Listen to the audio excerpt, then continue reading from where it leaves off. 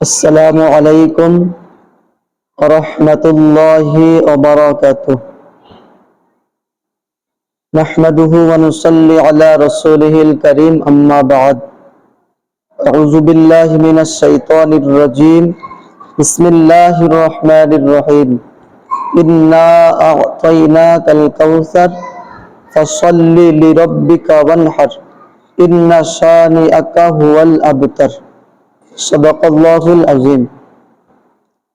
আলহামদুলিল্লাহ, পবিত্র জিলহজ মাসের আজকের ৩ তারিখ।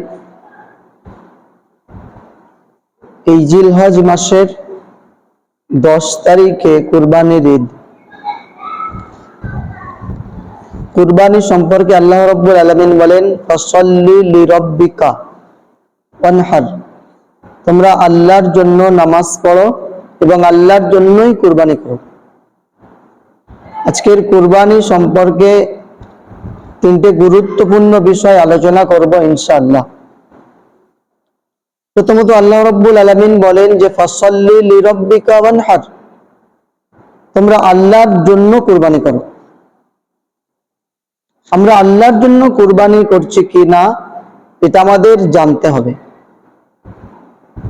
আমরা বেশিরভাগ মানুষ যখন কুরবানির পশু ক্রয় করতে যাই, তো বেশিরভাগ ক্ষেত্রে হাটে যাওয়ার আগে এবং হাটে বাজারে যাওয়ার ওই অবস্থান সময়ে আমরা অনেকেই বলি যে এবছর বাড়িতে কুরবানি দেওয়ার ইচ্ছা ছিল না, কিন্তু সন্তানটা বলছে তাই। অনেকে পশু কিনতে গিয়ে আমরা পশু কেনার সময়, সেই সময় যারা উপস্থিত আছে কিংবা কুরবানির সময় কিছু মানুষ তারা আনন্দিত হবে বা তারা আনন্দ পাবে, এই নিয়েতেই আমরা অনেকেই পশু ক্রয় করি। লিরাব্বিকা ওয়ানহার, আল্লাহর জন্য কুরবানি করার ক্ষেত্রে এই রকম নিয়তটা আমাদের ভুল হবে।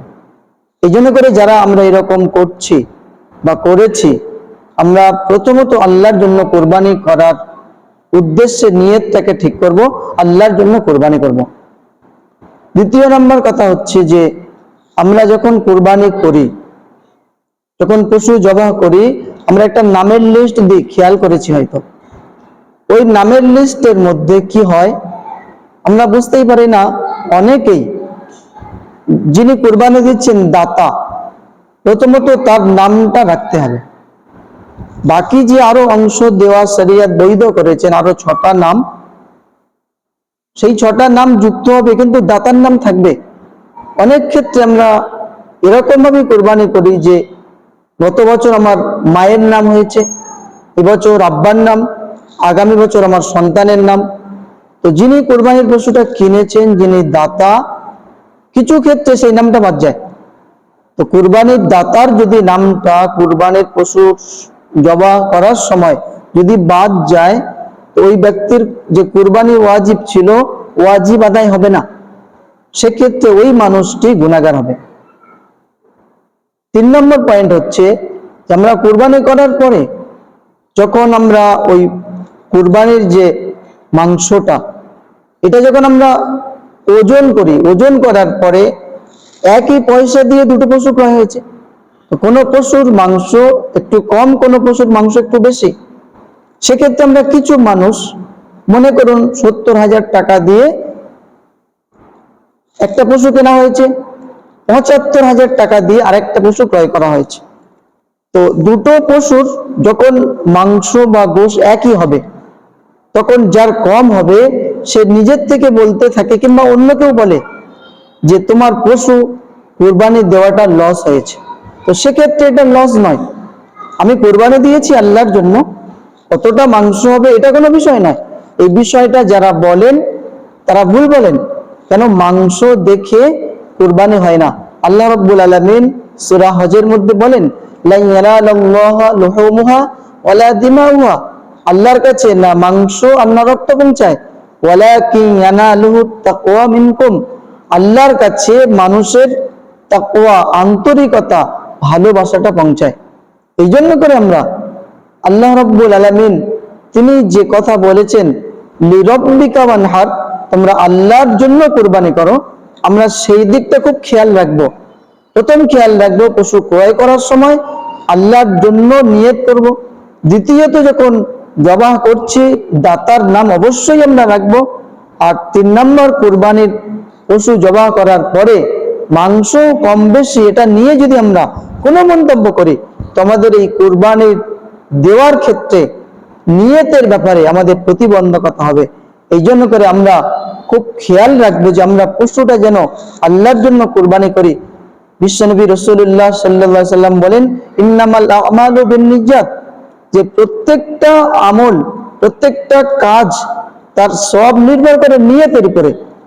আমরা যদি পশু কুরবানির ক্ষেত্রে আমাদের নিয়তটাকে সঠিক করতে পারি অবশ্যই আমাদের সওয়াব হবে।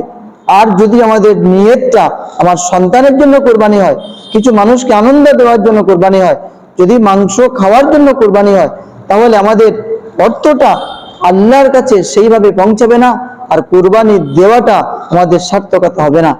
এই জন্য প্রিয় মুসলমান ভাই বোনেরা, যাদের উপর কুরবানি ওয়াজিব আল্লাহ রাব্বুল আলামিন করেছেন, আল্লাহ যাদের অর্থ দিয়েছেন, তারা খুশি খুশি আল্লাহকে রাজি করার জন্য কুরবানি করুন, আর আল্লাহকে রাজি করার জন্য নামাজ পড়ুন। ফাসাল্লি লিরাব্বিকা ওয়ানহার, নামাজ পড়ুন আর কুরবানি করুন।